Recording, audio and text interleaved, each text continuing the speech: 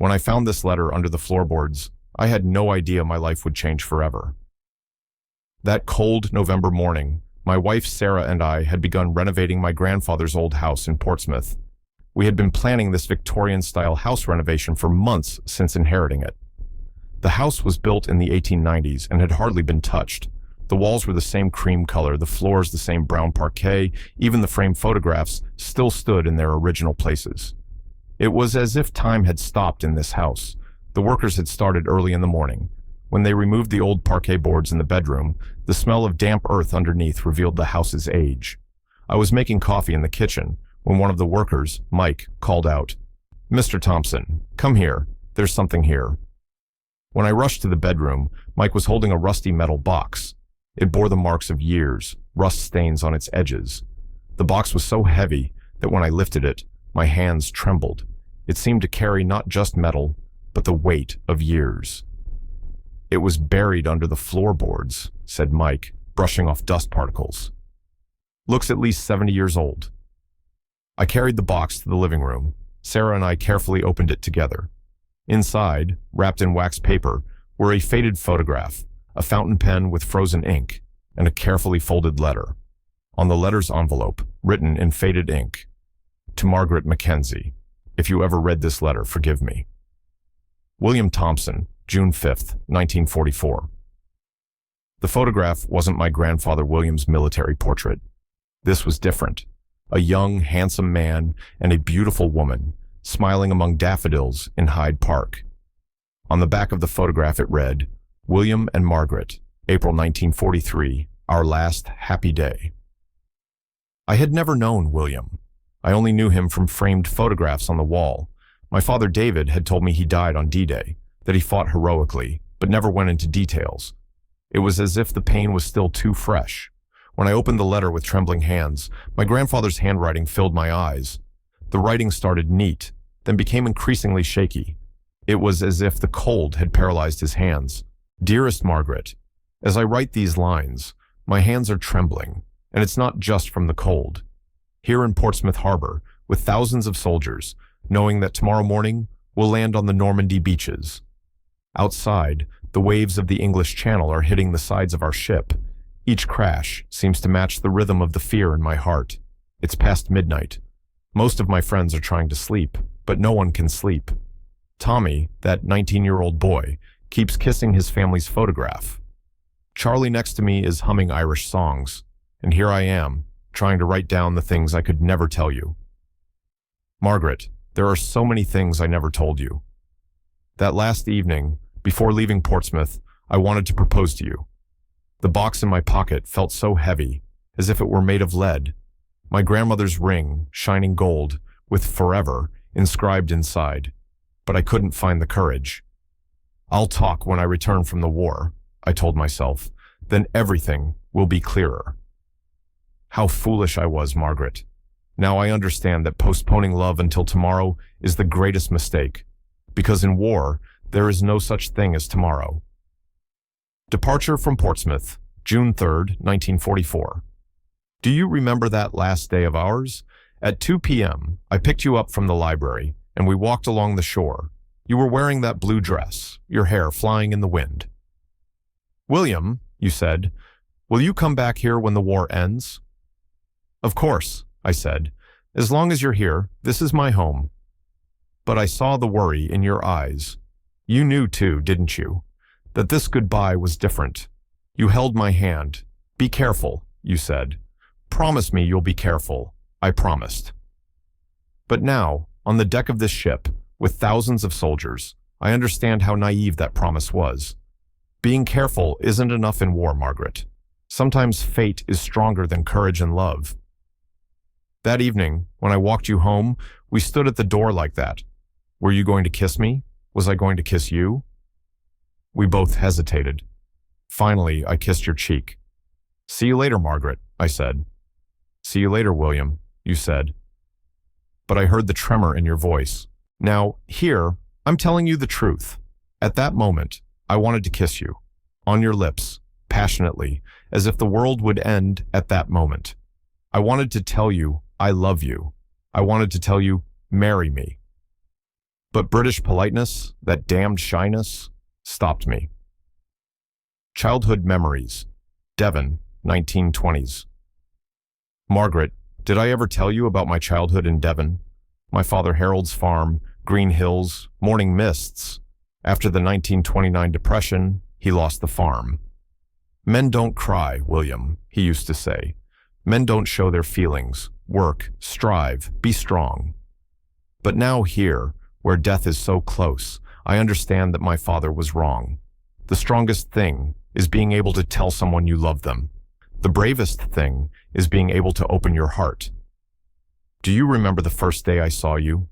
March 15th, 1942, Tuesday, 10:30 a.m. Portsmouth Central Library, Literature section. You were reading Pride and Prejudice. Sunlight was hitting the windows, your hair was shining like gold. At that moment, I realized I had found a more beautiful story than all the books in the library. How many excuses I made up to approach you.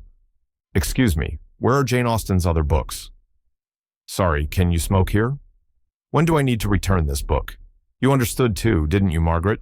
That sweet smile, those kind answers. After the third day, you said with a laugh, Mr. Thompson, I think you've learned the layout of this library by now. I blushed. I'm sorry, Miss Mackenzie. Perhaps you'd like to have tea? I'd be delighted, you said. First date, the Rose Cafe, March 1942, that first tea of ours, in the little cafe in Portsmouth Center. You had Earl Grey, I had English breakfast tea. We talked from 3 p.m. to 6 p.m. You told me about nursing school, about your childhood in the Scottish Highlands. I told you about my engineering education, my decision to join the army. Why do you want to be a soldier, William? You asked.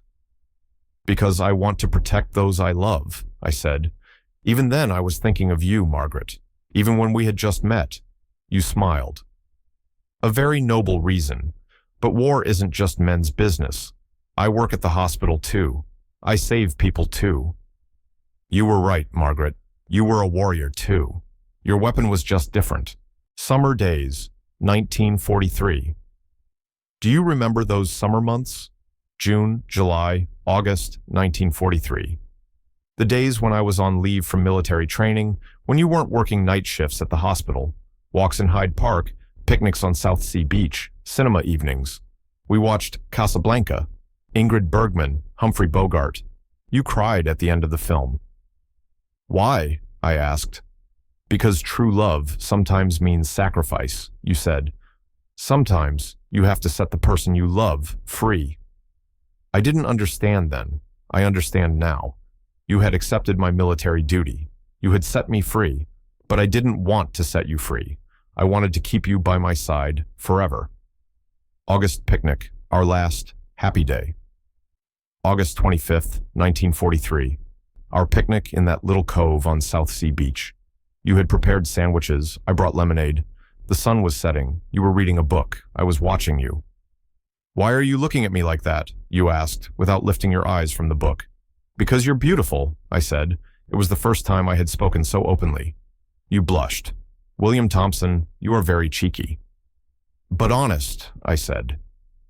That evening, looking at the sea, I held your hand. You held mine too. We sat like that for half an hour, silently. Sometimes the most beautiful conversations happen without speaking. William, you said quietly, if the war ends, what do you want to do? I should have said, I want to marry you, Margaret. But I didn't.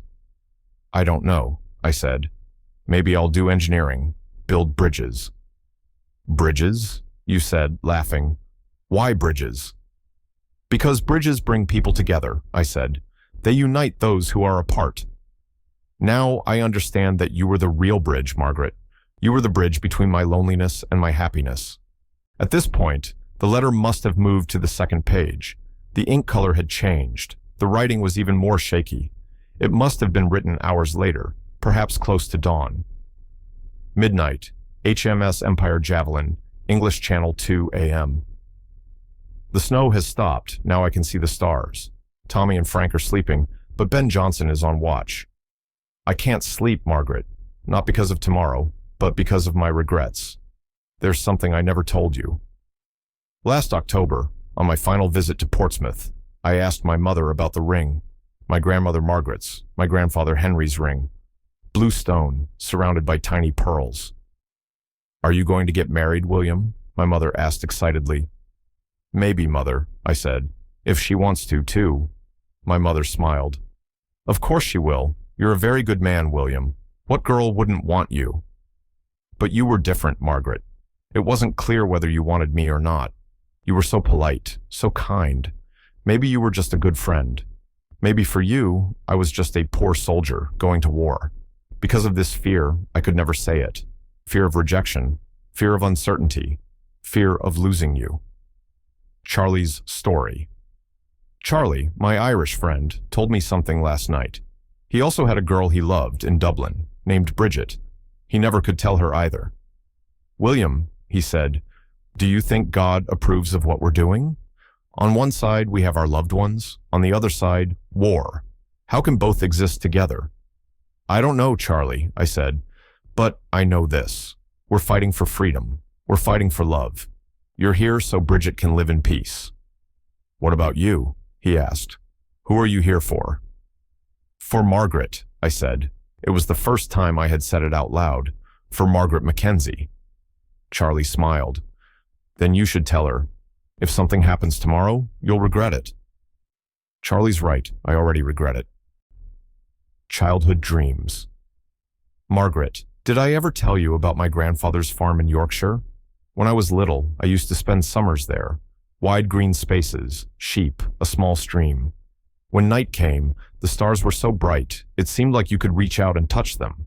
When the war ends, I wanted to go there with you. Set up a small house, maybe get some animals. Wake you with coffee in the mornings. Read books by the fireplace in the evenings. We would have children. 2 children, maybe 3. You would tell them fairy tales, I would build them tree houses. These dreams seem so far away now, Margaret. But know that if I return, my first task will be to put that ring on you. Last letter. This letter is probably the last letter I'll write to you, Margaret. Tomorrow morning at 6:30 a.m., we'll board the landing crafts. We'll land on Omaha Beach. The Germans will be waiting for us. Machine guns, mines, barbed wire all along the beach. The officers tell us it will be easy, but I see the worry in their eyes. This won't be easy. Many of us won't return home. That's why I'm writing this letter, Margaret. If I can't return, there are things I want you to know. I loved you more than anything. You made me hope even in war. You made me fight to come home. I'm here for your safety, your future, your happiness. If I can't return, please try to be happy. Find someone. Get married. Have children. Get that house with a garden close to Hyde Park. But sometimes, when the daffodils bloom, remember me. Morning light. Morning is coming, Margaret. The first lights are beginning to appear on the horizon. The officers will make the preparation call in an hour. The French coast looks very far away. Freedom is very close, but so is death. I'll hide this letter in the Portsmouth house, behind the bedroom closet, along with the ring. If this letter reaches you, that ring belongs to you too. At least with this letter, I can show the courage I couldn't find in war. Margaret Mackenzie, I love you. I will always love you. Not even death can end this love. I have your photograph in my pocket, that one from Hyde Park, smiling among the daffodils. Tomorrow morning, when landing on the beach, I'll put that photograph over my heart. If a bullet finds me, I'll die thinking of you. But no, I won't think negatively. I'll return, Margaret. I'll put that ring on you. I'll marry you. I'll go to Yorkshire. We'll have children. Because love is stronger than death. And my love for you is stronger than this war. Final lines. Margaret, this pen's ink is running out. My hands are frozen too. But my heart is warm with your love, with my mother's prayers, with the dream of our future children. Now I'm going. But actually, I'm never leaving. You'll encounter me in the sun that rises every day, in the stars that shine at night, in every flower that blooms in spring, in every child's laughter. Loving you forever, William Robert Thompson. June 6th, 1944, morning 5:30 a.m., HMS Empire Javelin, off Omaha Beach, PS. This pen no longer writes. The ink is frozen, just like my fingers, but my heart is still warm with your love. When I finished the letter, my cheeks were wet. Sarah was holding my hand. She was crying too. The room seemed quieter, more sacred. I had never known my grandfather William, since he died on D-Day, 10 years before I was born. But now I knew him, not just from his words, but from every gesture, every look, every piece of love my father David had shown me. "Call your father," Sarah said in a soft voice. "He needs to know this." But first, I had to look behind the closet. There really was an old box, heavy, dusty, its metal lid rusted. Inside, I found my grandfather's military medals, a few photographs, and a small velvet box. When I opened the box, a blue-stoned ring emerged. It was surrounded by tiny pearls. Inside, engraved in fine letters, to MM Forever WT. That evening, I called my father.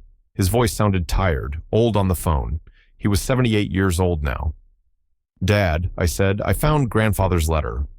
There was a long silence. I could hear him breathing. "Which letter, son?" he asked, his voice trembling. "His last letter to Margaret, from before D-Day." This time the silence lasted longer. Then with a broken voice, "I always knew," he said. "All these years, I always knew. Dad wanted to tell me something, but couldn't.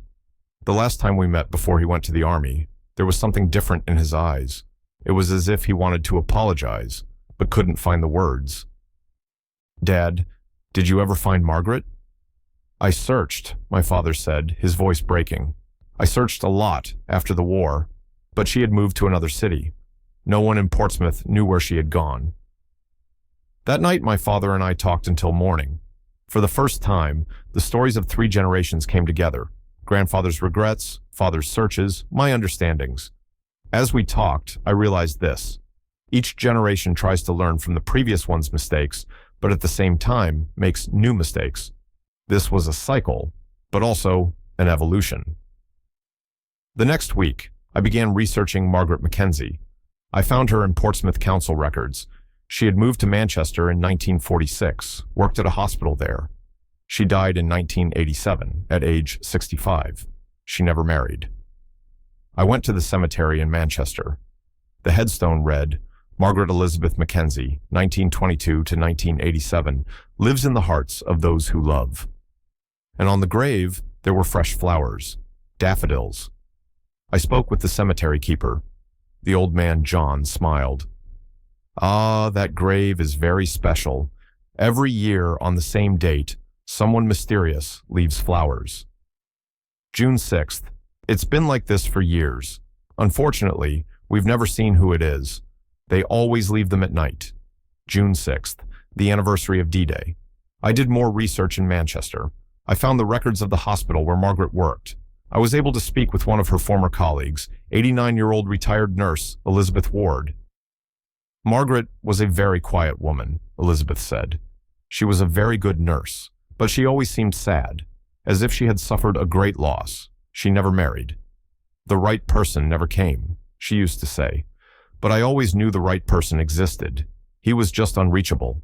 "Did she ever mention William?" I asked. Elizabeth's eyes lit up. Once, on the day she retired, she had had a bit too much wine. "I loved someone in Portsmouth," she said, "a soldier. He died in the war. I never told him how much I loved him." Then she cried. I had never seen her like that. That night, I tried to find Margaret's house, a small terraced house outside Manchester. It had new owners, an elderly couple. I told them about Margaret. "Oh yes," the woman said. "She lived in that house for many years. When we moved here, we found a lot of letters in the house. Unsent letters. They all had the same name on them. William Thompson." My heart stopped. "Where are those letters?" "We threw them away, unfortunately. They were very old, couldn't even be read." For 40 years, Margaret had continued writing letters to William, letters she never sent. 2 days later, I returned to Portsmouth. I went to the local library, the library where Margaret worked. It was still standing in the same place. The elderly librarian remembered Margaret. "She was a very beautiful girl," she said. "She always worked in the literature section.